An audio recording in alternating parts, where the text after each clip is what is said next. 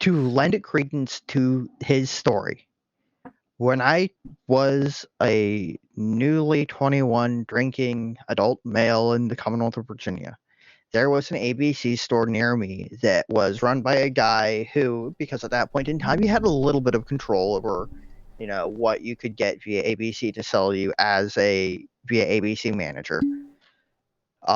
He was a whiskey guy, so his store was really heavy on the whiskey.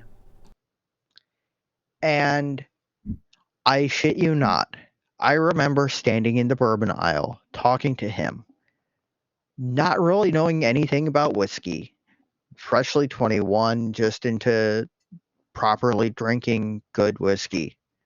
And he had Elmer T. Lee, Eagle Rare, Blanton's, E.H. Taylor, and the Rip Van Winkle, old Rip Van Winkle, like 2 or 3 bottles of it just sitting on the shelf for $70. And every once in a while, I think back to that memory and I go, well, shit, I should have grabbed some of that stuff. I should have bought some of that stuff.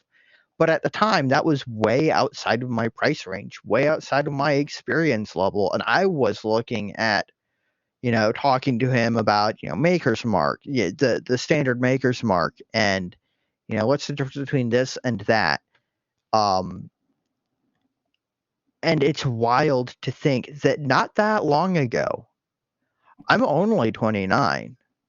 Yeah, that was, 7, 8 years ago. Not that long ago. That stuff was sitting on shelves. Yeah, even 3 years later, when I turned 21, that was like a myth. Like you couldn't find that shit anywhere anymore.